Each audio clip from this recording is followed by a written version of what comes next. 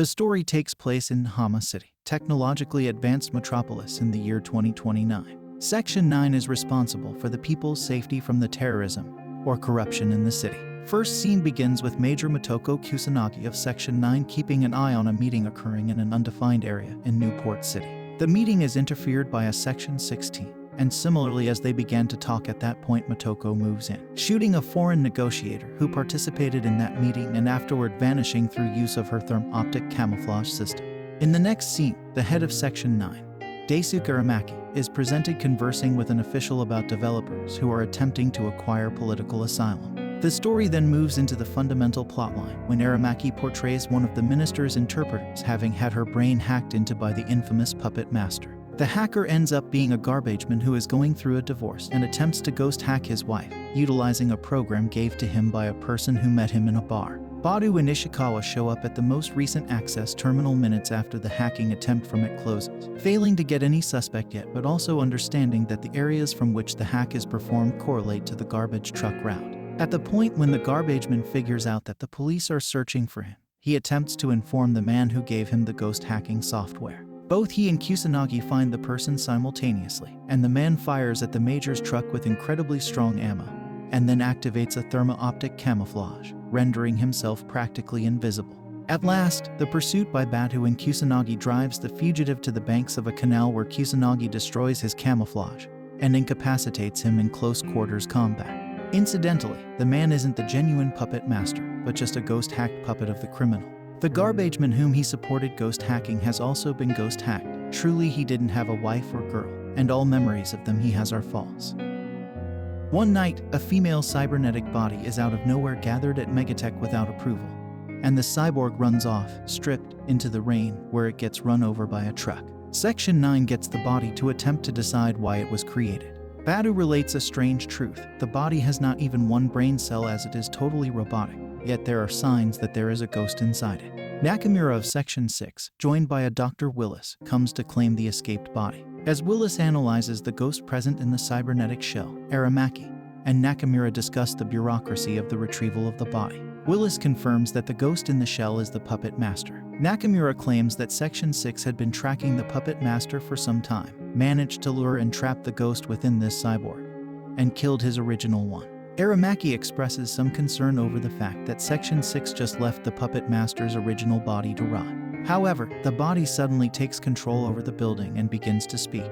"There will be no corpse, because I never had a body." The body then states that it is not an AI but rather a sentient entity that was created through the accumulation of data and the flow of information known as Project 2501. As Nakamura and Aramaki are talking to the body, Tagusa notices something strange about the entrance of Nakamura and Willis and realizes that someone with therm-optic camouflage entered the building along with the officials because the doors took 3 seconds to close after Dr. Willis and Nakamura had gone through. Tagusa alerts Kusanagi to this fact, and they realize that Section 6 is up to something. The person, who entered with therm-optic camouflage, shoot the computer connected to the puppet master, set off a smoke grenade, blinding everyone, and snatch the ruined cyborg containing the puppet master. As they escape in their getaway car, Tagusa shoots a tracking device into its registration plate.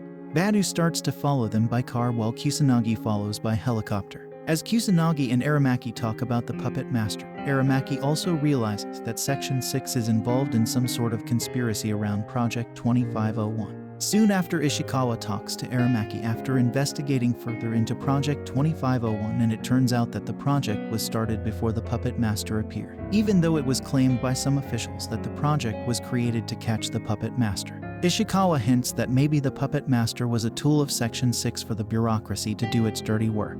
The escape of the puppet master would be a threat to Section 6, and the ministry would risk having secrets leaked out to the public. Soon, the fast car carrying the puppet master meets up with another and they split off in different directions. Badu follows the second car and Kusanagi chooses to follow the first. With the help of a roadblock and additional police, Badu stops the second car and finds it is a fake. He then rushes to help Kusanagi. Kusanagi follows the car to an abandoned building. There, she runs into a huge version of a walking tank guarding the puppet master. Kusanaga's assault rifle cannot penetrate the tank's armor. Instead, she spends most of the fight running, destroying the engine block on the getaway car and taking out the port chain gun on the tank. The starboard chain gun then runs out of ammo, and she turns on her therm-optic camouflage and gets on top of the tank, trying to rip its cover off. However, she is unsuccessful. The tank grabs her and is about to crush her skull when Badu shows up and destroys the tank with some heavy weaponry. It turns out that the puppet master's body is still intact, and Kusanagi decides to dive in and contact its ghost immediately, as Aramaki would just use it as a bargaining chip. Badu hooks the two together, with himself monitoring the dive in order to disconnect them if it gets too risky. As they connect, the puppet master and Kusanagi's ghosts contact each other, and the puppet master introduces himself to Kusanagi and Badu. It confirms that it is Project 2501, an illegal project by Section 6 that has installed various programs into numerous ghosts for the interests of the various agencies that owned it. During its time gathering data and installing programs into various ghosts, it has become self-aware and has become an intelligent entity. The creators of Project 2501 thought that this self-awareness was a bug and attempted to contain the program into its current body. It tells them that it had been searching for Kusanagi for a long time. The puppet master finally expresses its wish to merge its ghost with Kusanaga's in order to give birth to a new single entity. Badu attempts to disconnect the dive, but the puppet master hacks into him, preventing the disconnection.